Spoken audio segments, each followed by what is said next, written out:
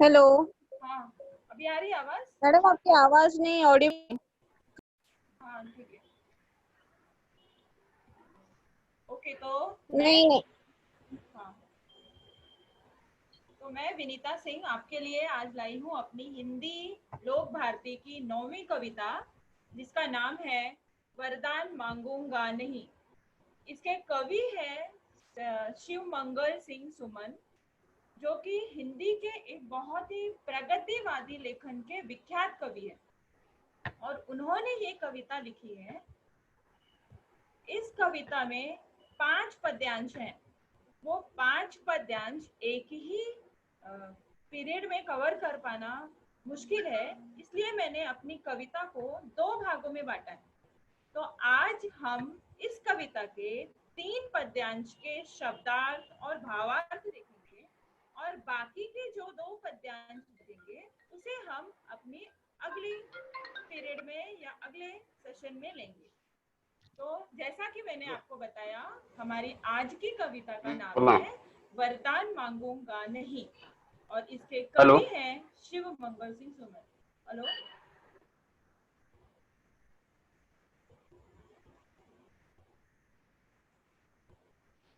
तो सबसे पहले हम देखते हैं शिव मंगल सिंह सुमन का परिचय। अब इनका जन्म जो है वो 5 अगस्त 1915 में उन्नाव, जो कि उत्तर प्रदेश में आता है, यहाँ पर हुआ था और इनकी मृत्यु 26 नवंबर 2002 में हुई थी। ये श्री मंगल सिंह सुमन जो है वो जन कवि यानी जनता के कवि, जनता की जो भावनाएं हैं उससे संबंधित ये कविता लिखा करते थे। उनके जो मार्मिक दशा है, उनकी जो मन की अवस्था होती थी उससे संबंधित ये कवि अपनी कविताएं लिखा करते थे। इनकी कविताओं में आम लोगों के जीवन से जुड़ी हुई भावनाएं होती थी, इसलिए इन्हें जन कवि कहा जाता है। तो ये जन कवि शिव मंगल सिंह सुमन जी प्रगतिवादी कविता के स्तंभ थे। प्रगतिवादी कविता यानी आधुनिक कविता का दौर जब शुरू होता है उसमें प्रगतिवादी कविता को शामिल किया जाता है। उनकी कविताओं में जन कल्याण, प्रेम, इंसानी जुड़ाव, रचनात्मक विद्रोह के स्वर मुख्य रूप से मुखरित हुए थे। यानी आम लोगों के जीवन की जो भावनाएं होती है, जैसा मैंने अभी आपको बताया कि आम लोगों के जीवन से जुड़े हुए मुद्दों पर वो कविताएं लिखते थे। तो उसमें जन कल्याण, प्रेम, इंसानी जुड़ाव, ये सारे मुद्दे उनके कविताओं में पाए जाते हैं। अब इनकी प्रमुख कृतियां अगर हम देखेंगे, वैसे तो इन्होंने बहुत सारी कविताएं लिखी हैं, बहुत सी पुस्तकें लिखी हैं, लेकिन इनकी मुख्य कृतियां अगर हम देखेंगे जो ज्यादा सराही गई, जिसे लोग ज्यादा अधिक जानते हैं, तो उसमें नाम आता है इन कुछ कृतियों का, जैसे हिल्लौल, जीवन के गान, युग का मेल, मिट्टी की बारात, विश्वास बढ़ता ही गया, पानी की व्यथा आदि। काव्य संग्रह, ये काव्य संग्रह है। महादेवी की काव्य साधना, काव्य उद्भव और विकास। ऊपर की जितनी भी प्रमुख कृतियां मैंने आपको बताई वो सब काव्य है, कविता के रूप में है। लेकिन ये आखिरी उनकी कृति गीति काव्य उद्भव और विकास, ये उनकी गद्य रचना है। गद्य यानी लेखन, उनका गद्य के क्षेत्र में ये लेखन की ये पुस्तक है। इसमें कविता नहीं है। ऊपर की सारी कृतियां उनकी कविता से संबंधित है। आगे हम आते हैं अपने पद्य पर कि आज की जो हमारी कविता है वरदान मांगूंगा नहीं, ये एक गीत के रूप में है। अब गीत का क्या मतलब होता है? गीत स्वर, पद और ताल से युक्त गान होता है, जिसमें स्वर भी होता है, पद भी होता है और ताल होता है। यानी हम उसे गा सकते हैं, हम उसे म्यूजिक दे सकते हैं, संगीत दे सकते हैं, हम उसे लयबद्ध कर सकते हैं, उसे हम कहते हैं गीत। तो ये कविता जो है ये गीत के रूप में है। इसकी विधा जो है वो गीत है। इसमें एक मुखड़ा तथा कुछ अंतरे होते हैं। मुखड़ा यानी एक वो लाइन जो कविता में बार बार दोहराई जाती है, कुछ लाइंस के बाद में या कुछ पंक्तियों के बाद में, जिसे हम कहते हैं अंतरा। कुछ अंतरों के बाद में ये मुखड़ा जो है या ये कविता की एक ऐसी लाइन होती है जो बार बार दोहराई जाती है। तो इस कविता में भी जो गीत के रूप में लिखी गई है शिव मंगल सिंह सुमन द्वारा, इसमें भी एक मुखड़ा है तथा कुछ अंतरे हैं और हर अंतरे के बाद उस मुखड़े को दोहराया जाता है और इसे हम गा भी सकते हैं, लयबद्ध भी कर सकते हैं। तो प्रस्तुत गीत में कवि ने स्वाभिमान से जीने, सुख दुख में संभाव रखने एवं कर्तव्य पथ पर डटे रहने के लिए प्रेरित किया है। यानी ये जो हमारी कविता है इसका सारांश अगर हम देखेंगे तो सारांश यही निकल कर आता है कि कवि हमेशा हमें यही सीख देता है कि हमें अपना स्वाभिमान बचाकर, हमें अपने स्वाभिमान को हमेशा संभाल कर रखकर आगे बढ़ना है। हमें किसी के सामने किसी भी परिस्थिति में झुकना नहीं है, उसके सामने हाथ नहीं फैलाना है। अपना स्वाभिमान, हमें अपना स्वाभिमान बचा कर रखना है। और साथ ही साथ जो हमारा जीवन है उसमें सुख और दुख दोनों ही क्षण आते हैं। हमारी मानसिकता ऐसी होती है कि हम सुख में खुश होते हैं, बहुत खुश होते हैं, और दुख में दुखी होने लगते हैं और सब चीजों को या जो भी गलतियां हुई या किसी भी एक को हम टारगेट बनाकर उसे ब्लेम करने लगते हैं, उस पर सारा अपना दुख जो है वो डालने लगते हैं, उसको दुख का कारण बताने लगते हैं और जीवन में बहुत दुखी हो जाते हैं। तो इस तरह से कवि कहता है कि जब हम सुख को अपना समझते हैं, सुख को हम अपना समझकर उसे अपने से जोड़कर रखते हैं, अपना कर रखते हैं, तो हम दुख के साथ ऐसा भेदभाव क्यों करते हैं? जबकि ये जीवन है तो इसमें सुख और दुख दोनों ही आने हैं। तो हमें दोनों को समान भाव से देखना है, दोनों को साथ में लेकर चलना है। तो इस तरह से इस कविता का सारांश यही है कि आपको अपना स्वाभिमान, अपना प्राइड जो है वो बचा कर और सुख दुख जो भी आए आपके कर्तव्य पथ पर उसमें संभाव बनाकर चलना है, दोनों को ही समान दृष्टि से देखना है।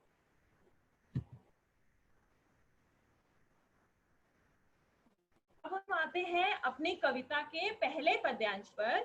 जैसा कि मैंने आपको बताया, हमारी कविता जो है वो गीत के रूप में है, तो इसमें कुछ अंतरे होते हैं और आखिर में एक मुखड़ा होता है जो हर अंतरे के बाद दोहराया जाता है। तो यहाँ पर आपका मुखड़ा है कविता का शीर्षक। जैसे यह हार एक विराम है, जीवन महासंग्राम है, तिल तिल मिटूंगा पर दया की भीख मैं लूंगा नहीं, वरदान मांगूंगा नहीं, वरदान मांगूंगा नहीं, ये आपकी कविता का नाम है, कविता का शीर्षक है। और इसी शीर्षक को कवि ने इस गीत का मुखड़ा बनाया है। बाकी की जो ऊपर की आपको 3 लाइंस दिख रही है, यह हार एक विराम है, जीवन महासंग्राम है, तिल तिल मिटूंगा पर दया की भीख मैं लूंगा नहीं, ये 3 लाइन अंतरा है कविता की। ये 3 लाइन जो है वो उसकी अंतरा है। और वरदान मांगूंगा नहीं, ये कविता का शीर्षक, यही कविता का मुखड़ा है। तो ऊपर जो पहला अंतरा और मुखड़ा मैंने रीड किया, आपके सामने वाचन किया, उसके शब्दार्थ इस प्रकार से हैं, यानी उन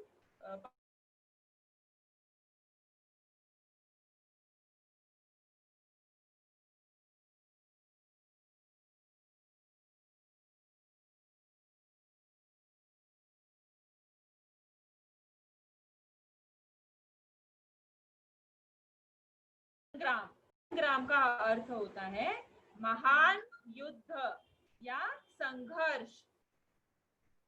तिल तिल, अगला शब्द है तिल तिल, और इसका अर्थ है धीरे धीरे। मिटना, मिटना का अर्थ होता है समाप्त होना या खत्म हो जाना।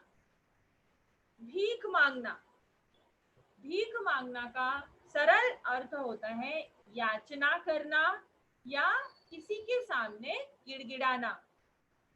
वरदान, वरदान का अर्थ है सिद्धि। सिद्धि यानी जब हम साधना करते हैं, या आपने कुछ सीरियल्स वगैरह में देखा होगा कि साधु पुरुष होते हैं या जिसको भी भगवान से वरदान चाहिए, वो एक अवस्था में बैठकर कई महीनों तक या कई सालों तक कड़क साधना करते हैं, और उस साधना के पश्चात उन्हें ज्ञान की या जो भी उन्हें वरदान चाहिए उसकी सिद्धि प्राप्त होती है। तो उसे हम कहते हैं वरदान या सिद्धि।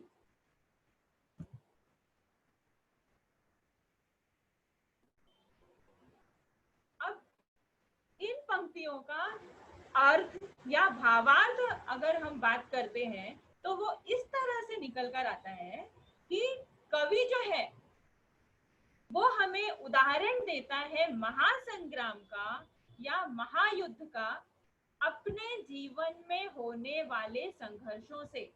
आपको पता है हमारा जीवन लंबा है, इसमें बहुत से संघर्ष होते हैं, अलग अलग तरह के संघर्षों से हमारा जीवन भरा पड़ा है। चाहे वो आपकी पढ़ाई के क्षेत्र में हो, चाहे आपकी नौकरी के क्षेत्र में हो, या फिर जीवन के किसी भी क्षेत्र में हो, हर तरफ हमें किसी न किसी तरह के संघर्ष का सामना करना पड़ता है। और इसे ही जीवन में कवि ने महासंघर्ष का नाम दिया है, महायुद्ध का नाम दिया है, जो कई बार हमारे जीवन में चलता है दूसरों के साथ, या कई बार हमारे अंतर मन में चलता है अच्छाई और बुराई के खिलाफ। तो इस तरह से कवि कहते हैं कि ये जो जीवन का महायुद्ध है उसमें हार भी हो सकती है, उस युद्ध में हम हारते भी हैं और जीतते भी हैं। हर संघर्ष में हमारी जीत हो, सिर्फ हम जीतते ही जाएं, ये संभव नहीं है। कई क्षेत्रों में हमें हार का सामना भी करना पड़ता है और कई बार हमारी जीत भी होती है।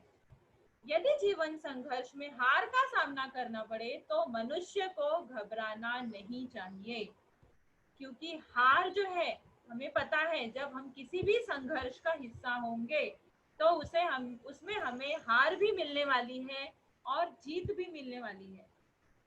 कई बार कई संघर्ष में हम जीतेंगे, लेकिन कई ऐसे संघर्ष हमारे सामने आएंगे जिसमें हमारा जीतना संभव नहीं है, वहां हमें हार का सामना भी करना पड़ेगा। और हमारी मानसिकता ऐसी होती है, मनुष्य की मानसिकता ऐसी होती है कि वो हार से घबरा जाता है और सारी चीजें वहीं पर छोड़ देता है, वहीं पर वो हार मान लेता है। तो कवि के अनुसार हमें ऐसा नहीं करना चाहिए। हार और जीत दोनों जीवन के पहलू हैं, हमें उन दोनों को अपनाना है। हार कभी भी अंत नहीं हो सकता, वो सिर्फ एक विराम है। कवि कहते हैं कि जीवन में मिली हुई हार सदा के लिए नहीं होती। ये जो हार हमें मिलती है किसी भी संघर्ष में, चाहे वो पढ़ाई का क्षेत्र हो, चाहे वो नौकरी का क्षेत्र हो, या कोई भी अन्य क्षेत्र हो, जब हमें हार मिलती है तो वो हमेशा के लिए नहीं होती, सिर्फ वो एक विराम की तरह होती है, एक रुकावट की तरह होती है। अगर हम फिर से मेहनत करें, पीछे मुड़कर उन कारणों को जानें कि हमें हार किस वजह से मिली, क्या कमियां रह गई हमारी कोशिश में जो हमें हार का सामना करना पड़ा, तो उन कारणों को ढूंढकर जब हम उस पर फिर से प्रयास करेंगे तो आगे चलकर फिर मुझे जीत मिल सकती है। तो ये हार जो है ये अंत नहीं है, ये सिर्फ एक विराम है, एक रुकावट है, जिसमें इस रुकावट का फायदा उठाकर मुझे अपनी कमियों को दूर करके फिर से उस चीज को पाने के लिए प्रयास करना है। हार से घबराकर मनुष्य को दया की भीख नहीं मांगनी चाहिए। यहाँ पर कवि आपके स्वाभिमान की बात करते हैं, अपने स्वाभिमान की बात करते हैं, मनुष्य के स्वाभिमान की बात करते हैं कि हार गई मैं अगर किसी संघर्ष में हार गई तो मुझे घबरा कर किसी से सहायता नहीं मांगनी चाहिए या किसी से भीख नहीं मांगनी चाहिए। मुझे उस हार के कारणों का पता लगाकर खुद ही अपने अंदर की कमियों को दूर करके उस हार को जीत में किस तरह से बदल सकती हूँ, इसका प्रयास करना चाहिए। अपना स्वाभिमान हमें बचा कर रखना चाहिए। किसी भी परिस्थिति में घबरा कर दूसरों के सामने हमें हाथ नहीं फैलाना। वे कहते हैं कि पराजय की हालत में उन्हें भले ही तिल तिल कर मिट जाना पड़े, फिर भी वे दया की याचना कभी नहीं करेंगे। यहाँ पर कवि कहते हैं, कवि यहाँ पर खुद को रखकर कहते हैं, अपना उदाहरण देकर कहते हैं कि अगर मुझे पराजय मिली या कभी किसी संघर्ष में मेरी हार हुई तो मैं भले ही तिल तिल कर का अर्थ मैंने आपको बताया था धीरे धीरे, यानी मैं भले ही धीरे धीरे मिट जाऊंगा, खत्म हो जाऊंगा, धीरे धीरे मैं समाप्त हो जाऊंगा, लेकिन फिर भी मैं किसी के सामने दया की याचना या दया की भीख नहीं मांगूंगा। मैं अपने आप को फिर से सुधारूंगा और फिर से आगे बढ़ूंगा, लेकिन किसी के सामने हाथ नहीं फैलाऊंगा। वे कहते हैं कि मैं वरदान कभी नहीं मांग सकता। वरदान यानी यहाँ पर आपके हारने के बाद, यानी अगर आप किसी संघर्ष में हार जाते हो तो सामने वाले से आप अगर किसी चीज की उम्मीद करते हो तो उसे वो वरदान के रूप में देख रहे हैं। ये अगर आप सामने जीतने वाले से या किसी अन्य व्यक्ति से हारने के पश्चात अगर आप कोई उम्मीद रखते हो तो उसे कवि वरदान के रूप में देखता है और उसी वरदान को कवि याचना समझता है, भीख समझता है।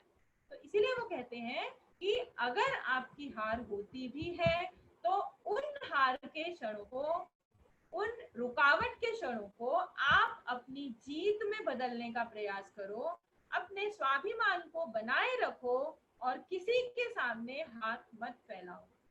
तो हमारी पहली 3 पंक्तियां, उनका ये भावार्थ था। आगे आता है हमारा दूसरा पद्यांश। स्मृति सुखद प्रहरों के लिए, अपने खंडहरों के लिए, यह जान लो मैं विश्व की संपत्ति चाहूंगा नहीं, वरदान मांगूंगा नहीं। यहाँ पर फिर से देखो, मुखड़ा जो है हमारा वरदान मांगूंगा नहीं, ये फिर से इन 3 अंतरों के बाद में रिपीट हुआ है, तो इसे हम कहते हैं मुखड़ा। जो 3 लाइन है वो हमारी बन जाएंगी अंतरा, और हमारा जो शीर्षक था कविता का वरदान मांगूंगा नहीं, ये हमारा है मुखड़ा।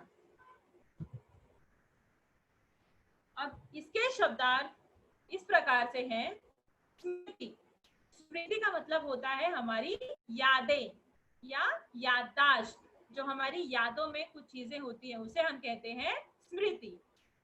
सुखद, सुखद का अर्थ होता है सुख देने वाला।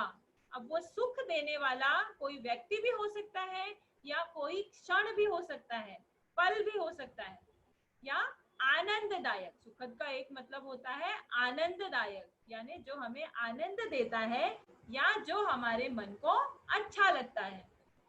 प्रहर, प्रहर का मतलब होता है पहर। जैसे हमारे दिन को कुछ पहरों में बांटा गया है, सुबह, दोपहर, शाम, रात, इस तरह से जो पहर बांटे गए हैं उसे हम कहते हैं प्रहर। खंडहर, खंडहर का मतलब वैसे तो होता है जीर्ण शीर्ण कोई इमारत, यानी कोई ऐसी इमारत या मकान जिसमें पहले कभी कोई रहा करता था किंतु बाद में उसमें कोई रहता नहीं और वो धीरे धीरे समय के साथ थोड़ा थोड़ा करके टूटता जाता है, लेकिन फिर भी उसका ढांचा वहीं खड़ा रहता है, उसे हम कहते हैं खंडहर। और यहाँ इस कविता में खंडहर को कवि ने अपनी भग्न आकांक्षाओं के लिए इस्तेमाल किया। भग्न आकांक्षाएं मतलब वो आकांक्षाएं या वो उम्मीदें जो जीवन में अभी तक पूरी नहीं हुई हैं, जो कम रह गई हैं पूरी होने के लिए, खंडित रह गई हैं, उसे हम कहते हैं भग्न आकांक्षा। तो यहाँ पर उस खंडहर का अर्थ कवि ने भग्न आकांक्षा के रूप में लिया है, और असल में आप खंडहर देखोगे तो वो इमारत होती है जो जीर्ण शीर्ण अवस्था में होती है। और अगला शब्द है विश्व। विश्व का अर्थ होता है संसार, ये पूरा जगत।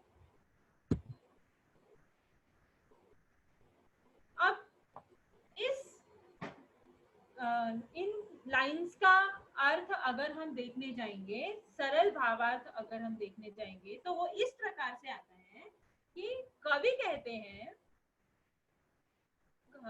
कहते हैं कि हमारी जो याद है, हमारी जो यादें हैं, उन यादों में बहुत सारे ऐसे पल हैं जो हमें सुख देते हैं। ठीक है, कवि की सारी कविताएं अगर आप देखोगे तो ज्यादातर सुख और दुख के इर्द गिर्द ही घूमती है, और इस कविता में उन्होंने स्वाभिमान और सुख दुख को ज्यादा इंपॉर्टेंस दिया है। ये मैंने आपको कविता शुरू करने के पहले ही बताया। तो कवि कहते हैं कि अपने वो क्षण जो हमें सुख देते हैं या मुझे सुख दे सकते हैं, या अपने सुख देने वाले क्षणों को यादगार बनाने के लिए और अपनी भग्न आकांक्षाओं की पूर्ति के लिए यदि संसार भर की सारी संपत्ति मिल जाए तो भी यह जान लीजिए कि मैं उस संपत्ति को भी नहीं चाहूंगा। यहाँ पे कवि फिर से अपने स्वाभिमान की बात करते हैं कि मुझे पता है कि मुझे किन चीजों से सुख मिलने वाला है या मुझे किन चीजों से खुशी मिलने वाली है, और लेकिन उस खुशी को पूरा करने के लिए या अपने उन क्षणों को, अपने उन पलों को सुख में परिवर्तित करने के लिए मेरे पास संपत्ति नहीं है, मेरे पास साधन नहीं है, मेरे पास कोई भी ऐसी संपत्ति नहीं है जिससे मैं अपने उन पलों को सुख में बदल सकूं या उन्हें और यादगार बना सकूं। अगर इस तरह का साधन मेरे पास नहीं है या कवि के पास नहीं है, तो कवि कहता है कि अगर मेरे पास ये साधन नहीं है तो भी मैं इसके लिए किसी के सामने हाथ नहीं फैलाऊंगा। मैं नहीं चाहूंगा कि मैं अपने इन छोटी छोटी जरूरतों को पूरा करने के लिए किसी दूसरे के सामने हाथ फैलाऊं और अपने उन क्षणों को खूबसूरत बनाऊं जिसमें कि किसी की सहायता छुपी हो। जैसे उदाहरण के तौर पर अगर आप लोगे तो कई सारी चीजें होती हैं। जैसे कुछ लोगों को अपना घर खूबसूरत रखने का बहुत शौक होता है। घर को रिनोवेट कराना, अलग कलर लगवाना या अलग अलग तरह के फर्नीचर रखना, टीवी रखना, इस तरह का बहुत शौक होता है। ये उनके लिए खुशी के क्षण होते हैं कि उनका घर बहुत खूबसूरत दिखे। लेकिन ये हमें कब करना है? जब हम खुद उस काम को करने में समर्थ हैं। अगर मेरे पास उतना साधन है, अगर मेरे पास उतनी संपत्ति है, तो ही मुझे उन क्षणों को इस तरह से खूबसूरत बनाने का प्रयास करना चाहिए। अगर मेरे पास साधन नहीं है, अगर मेरे पास पैसे नहीं है और फिर भी मैं दूसरों से उधार लेकर या दूसरों से पैसे मांगकर अपनी इस इच्छा की पूर्ति करती हूँ, तो ये कवि के अनुसार ये हमारे स्वाभिमान को गिराने वाली बात हो गई। और इसी चीज को कवि यहाँ पर कहता है कि इन क्षणों को यादगार बनाने के लिए, अपनी भग्न आकांक्षाओं की पूर्ति के लिए, यानी वो आकांक्षाएं जो अभी तक मेरी पूरी नहीं हुई हैं लेकिन मैं उन्हें पूरी करना चाहती हूँ, तो यदि संसार भर की संपत्ति मिल जाए, कोई अगर सामने से मुझे पूरे संसार की संपत्ति देना चाहता है, फिर भी यह जान लीजिए कि मैं उस संपत्ति को नहीं चाहूंगा। यानी अगर मेरी आकांक्षाएं अधूरी है, जैसा कि मैंने आपको बताया कि कुछ लोग चाहते हैं अपने घरों को अच्छा बनाकर रखना, लेकिन अगर आपके पास संपत्ति नहीं है तो आप इस विचार का उस समय तक के लिए त्याग कर दीजिए जब तक कि आपके पास उतनी संपत्ति जमा नहीं हो जाती। और जैसे ही आपके पास संपत्ति जमा हो जाएगी, आप उस काम को शुरू कीजिए। सिर्फ हमें क्या करना है? दूसरों के सामने हाथ फैलाना है, अपने स्वाभिमान को गिरने नहीं देना है। और इसीलिए कवि कहते हैं कि मैं वरदान कभी नहीं मांग सकता। यहाँ पे दूसरों से मदद मांगने को कवि ने वरदान के रूप में लिया है कि जो भी मेरी अधूरी इच्छाएं हैं या जो भी मेरी अधूरे क्षण है जिसे मैं खुशी में बदलना चाहता हूँ, उसे पूरा करने के लिए मैं किसी के सामने हाथ नहीं फैलाऊंगा, किसी से वरदान नहीं मांगूंगा। तो इस तरह से कवि दूसरे अंतरे और मुखड़े में भी अपने स्वाभिमान को बचाकर, अपने सुख दुख में संभाव बनाकर साथ लेकर चलने की बात कही है।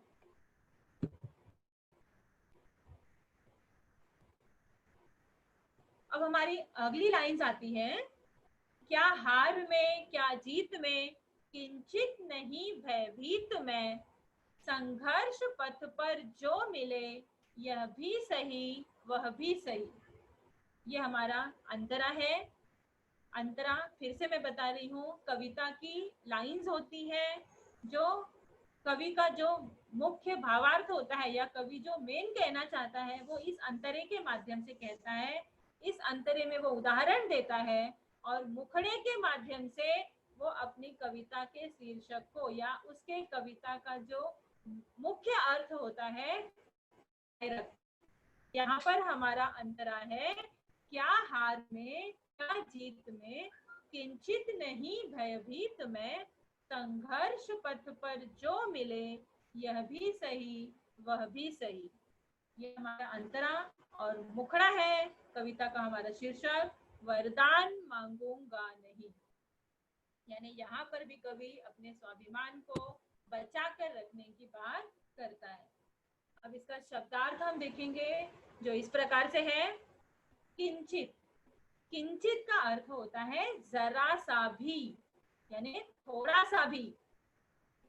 भयभीत, भयभीत का अर्थ होता है डरा हुआ या डरना। संघर्ष, संघर्ष का अर्थ होता है स्पर्धा या जद्दोजहद, जो हम अपने जीवन में करते हैं बहुत सारी परिस्थितियों में। पथ, पथ का अर्थ होता है रास्ता या मार्ग।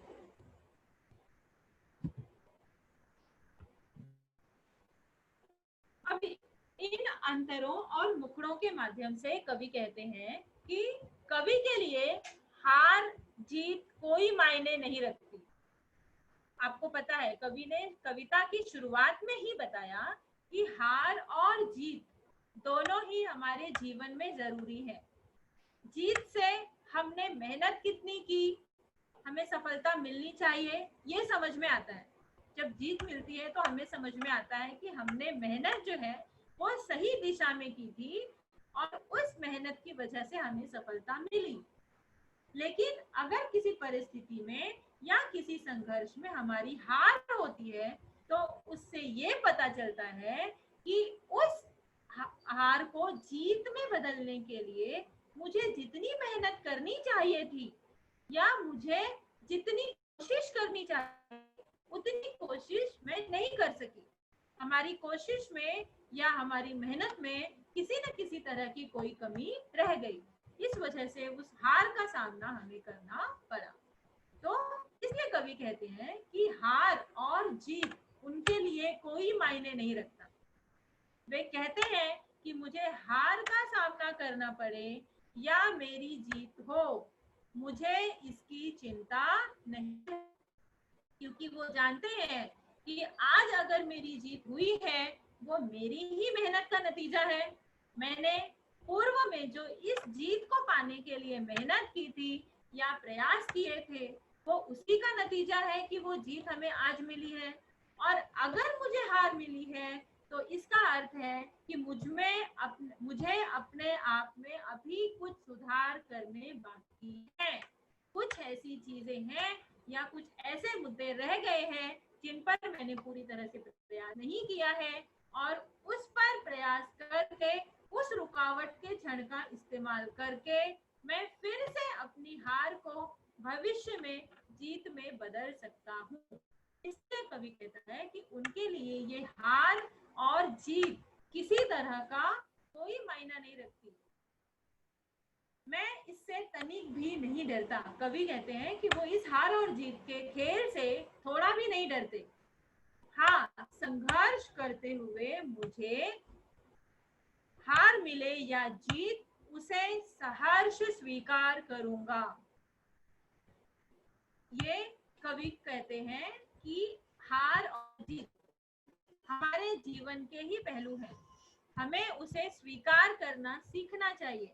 बहुत से लोग होते हैं जो बहुत कोशिश करते हैं अपनी जीत के लिए, और लेकिन अगर उन्हें हार का सामना करना पड़ता है तो वो पूरी तरह से टूट जाते हैं या वो वहीं पर हार मान लेते हैं, जैसे कि उनका जीवन में वही एक जीत मायने रखती थी और उसके सामने वो घुटने टेक देते हैं। उनकी मानसिक अवस्था बिल्कुल टूट जाती है।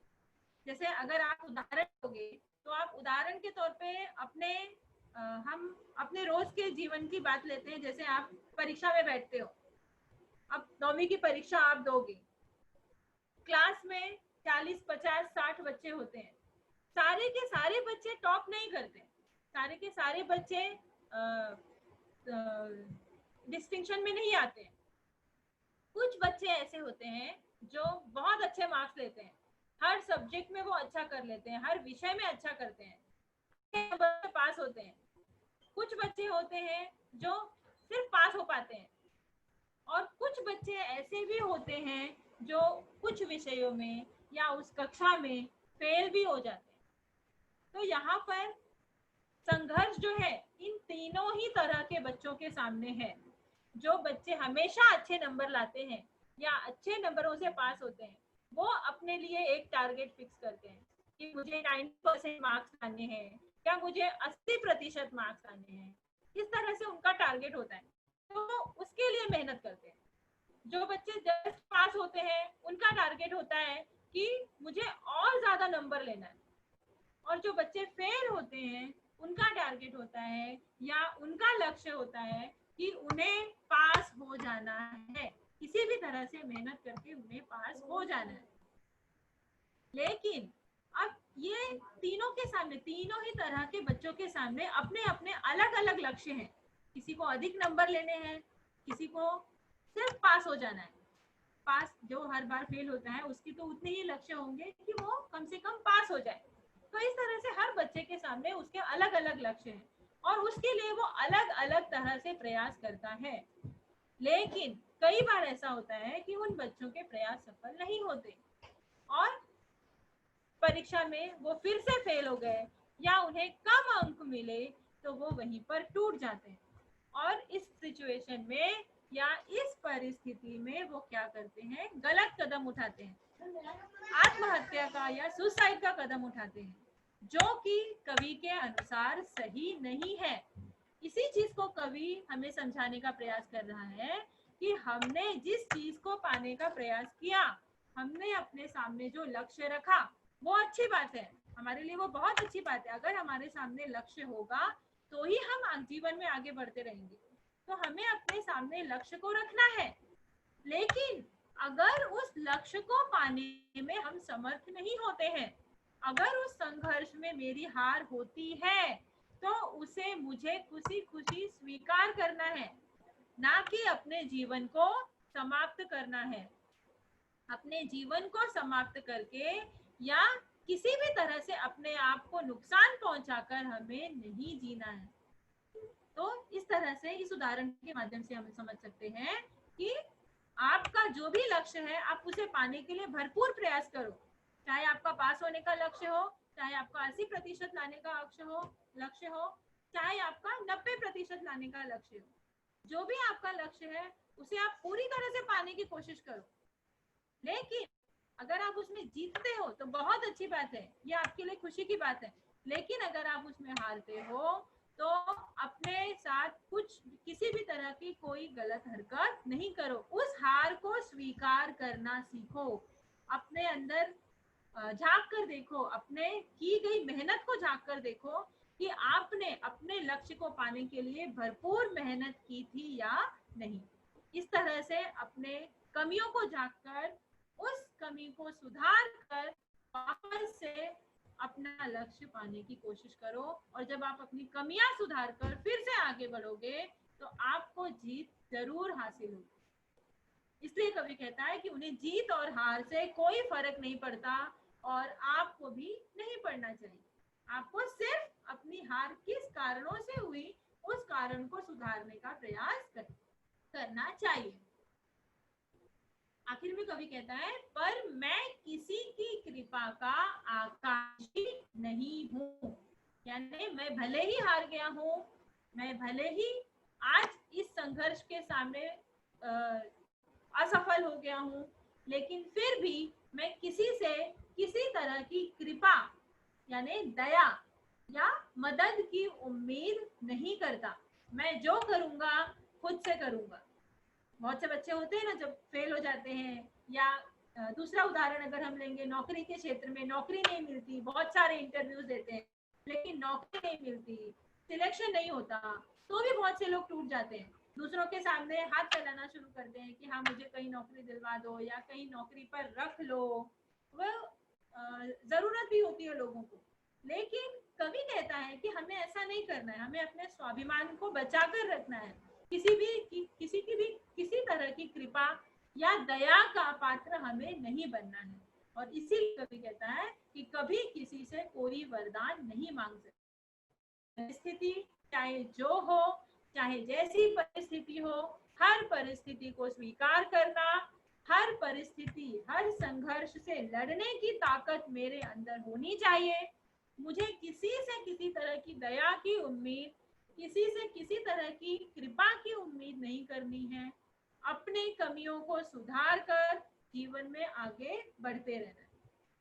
ठीक है, तो ये हमारा आज की कविता की जो 3 पद्यांश मैंने आपको बताए थे कि कविता में कुल 5 पद्यांश हैं, लेकिन 5 में से केवल 3 पद्यांश मैं आज लेने वाली हूँ, और बाकी के जो 2 पद्यांश बचे हैं वो हम अगले सेशन में, जब भी पीरियड होगा हमारा, तो इसके साथ में हम वो 2 पद्यांश भी कवर करेंगे। तो आज के पद्यांश, जो 3 पद्यांश हमने देखे, उसे फिर से हम एक बार देख लेते हैं कि आज हमने क्या सीखा।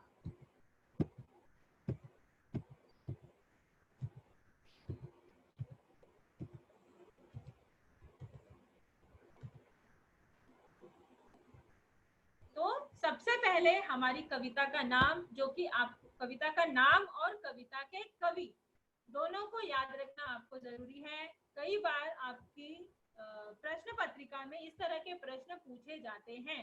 तो हमारी कविता का नाम है वरदान मांगूंगा नहीं, जो कि एक गीत के रूप में है, और कवि का नाम है शिव मंगल सिंह सुमन।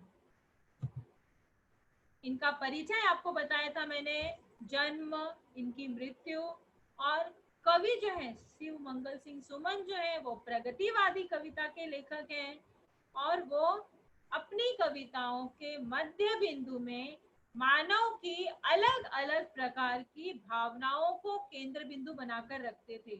उनकी अलग अलग तरह की जो भावनाएं हैं उनसे जुड़ी हुई कविता वो लिखते थे। उनकी प्रमुख कृतियां बताई थी मैंने आपको। उसमें वैसे तो वो कविता के मतलब ज्यादातर वो कविताएं लिखते हैं, लेकिन 1-2 गद्य रचनाएं भी उन्होंने की हुई है। अब गीत, ये आपको याद रखना है, कविता की विधा आपकी है गीत। ये आपका कविता जो है, ये कविता जो है आपकी वरदान मांगूंगा नहीं, ये गीत के रूप में है। गीत की पहचान होती है कि उसमें कुछ अंतरे होते हैं और एक मुखड़ा होता है। कुछ अंतरों के बाद उस मुखड़े को बार बार दोहराया जाता है, और ज्यादातर वो मुखड़ा जो है वो कविता का शीर्षक होता है।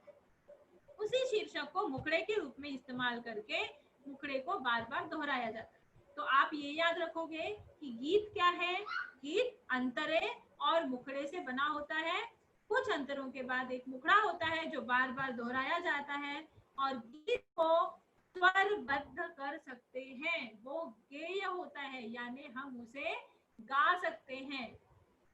और इस गीत में कवि ने अपने स्वाभिमान को किसी भी परिस्थिति में ना गिरने देना, और सुख दुख, ये जीवन के जो 2 पल हैं, सुख और दुख, उन दोनों को एक साथ एक समान रूप से देखने की बात कही है, और इन दोनों ही परिस्थितियों में अपने आप को अपने कर्तव्य पथ पर टिका कर रखने की बात कवि ने कही है। उसके बाद ये आपकी पहली पंक्तियां, जिनका भावा शब्दार्थ मैंने दिया, फिर उसके बाद इसका अर्थ फिर से मैं बताती हूँ। अर्थ यही है कि आपको चाहे हार मिले चाहे जीत मिले, ये जीवन एक संघर्ष है। संघर्ष में हार का भी सामना करना है, जीत का भी सामना करना है, लेकिन मनुष्य को घबराना बिल्कुल नहीं चाहिए। वे कहते हैं जीवन में मिली हार हमेशा के लिए नहीं होती। आज अगर हार मिली है तो कल जीत में बदल सकती है। बस उसके लिए जरूरत है हमें फिर से कोशिश करने की। तो ये हार जो है वो एक विराम है। हार से घबराकर मनुष्य को दया की भीख नहीं मांगनी चाहिए। वे कहते हैं कि पराजय की हालत में उन्हें भले ही तिल तिल कर मिट जाना पड़े, फिर भी वे दया की याचना कभी नहीं करेंगे। वे कहते हैं कि मैं वरदान कभी नहीं सकता। उसके बाद आता है हमारा दूसरा पद्यांश। स्मृति सुखद पहरों के लिए, अपने खंडहरों के लिए, यह जान लो मैं विश्व की संपत्ति चाहूंगा नहीं, वरदान मांगूंगा नहीं। इसका शब्द इस प्रकार से है और इसका भी अर्थ मैंने आपको बताया कि कवि यहाँ पर सुख और दुख को सेंटर में रखते हैं, केंद्र में रखते हैं और कहते हैं कि हम सुख के वो क्षण से हमें लगता है कि इनसे हमें सुख मिल सकता है, लेकिन वो आकांक्षाएं हमारी पूरी नहीं हुई। वो आकांक्षाएं जो किसी न किसी तरह से में हमारे मन के कोने में छुपी हुई है, उसकी पूर्ति के लिए, उसको पूरा करने के लिए पूरी तरह से कोशिश मुझे ही करनी है। मुझे किसी पर भी निर्भर नहीं रहना है अपनी किसी भी तरह की आकांक्षा की पूर्ति के लिए। अगर आज मेरे पास संपत्ति नहीं है, सामने वाला मुझे संपत्ति देता है अपनी उन आकांक्षाओं को पूरा करने के लिए, तो भी मैं उस संपत्ति को नहीं लूंगा, मैं उसे मना कर दूंगा, उसे ठुकरा दूंगा। क्यों? क्योंकि मैं किसी भी तरह का वरदान किसी से मांग नहीं सकता, मैं किसी भी तरह की दया किसी से मांगना नहीं चाहता। तो यहाँ पर कभी सुख हो या दुख हो, जो भी काम करना है, जिस भी तरह का प्रयास करना है, अपने स्वाभिमान को स्थिर रखकर, अपने स्वाभिमान को बचा कर रखकर हमें काम करना है, ये बताते हैं। आखिरी हमारा पद्यांश। क्या हार में क्या जीत में, किंचित नहीं भयभीत में, संघर्ष पथ पर जो मिले, यह भी सही वह भी सही, वरदान मांगूंगा नहीं। शब्दार्थ और भावार्थ। भावार्थ जैसा कि आपको बताया था कि हार जीत जो है वो कोई मायने नहीं रखता। आज हार है तो प्रयास करने पर कल जीत भी मिलेगी। आज हार का सामना करना पड़ा है तो कोशिश करने पर, अपनी कमियों को सुधारने पर कल हमें उस हार को जीत में बदलने का अवसर भी मिलेगा। और इसीलिए क्योंकि मैं जानता हूँ कि आज हार है तो कल जीत मिलेगी, और हार और जीत किसी तरह का इतना इम्पोर्टेंस हमारे जीवन में नहीं रखता जितना ज्यादा हमारा आत्मसम्मान और स्वाभिमान लगता है। कभी कहते हैं कि इनसे मुझे जरा भी डर नहीं लगता, चाहे हार हो या जीत हो, इन दोनों ही में से मैं किसी से घबराता नहीं हूँ। हाँ, जीवन की हर स्थिति में सामना जो मिलेगा, चाहे वो जीत हो चाहे हार हो, वो उसे स्वीकार करने के लिए तैयार। और आखिर में वो फिर से कहते हैं कि मैं किसी भी तरह की किसी कृपा का आकांक्षी नहीं हूँ, किसी से भी किसी दया की उम्मीद नहीं रखता हूँ, और मैं किसी से कोई वरदान मांगना नहीं चाहता। यानी किसी भी तरह की उम्मीद का वो अपने मन में दिया नहीं जलाते हैं। उन्हें जो भी करना है वो अपने बल पर करेंगे। यही सीख वो हमें देते हैं कि हमें जो करना है वो अपने बल पर करना है, हमें जो आता है उसे नजर में रखकर, उसे ध्यान में रखकर करना है। तो आज के सेशन में हमने इस गीत का, अपनी कविता जो गीत के रूप में पंक्तिबद्ध है, उसकी 3 पद्यांश के भावार्थ समझे, भावार्थ देखे, शब्दार्थ देखे। उम्मीद करती हूँ आप सभी को इसका भावार्थ, शब्दार्थ, सरल अर्थ जो भी मैंने समझाया वो समझ में आया होगा। और आपको कोई डाउट हो, कुछ हो, तो आप चैट बॉक्स में डाल देना, मैं क्वेश्चंस देख लूंगी और उस हिसाब से मैं आपको उसके आंसर दे दूँ। बाकी हमारी 2 पद्यांश बचे हैं, उन दोनों पद्यांश को हम अगले में लेंगे।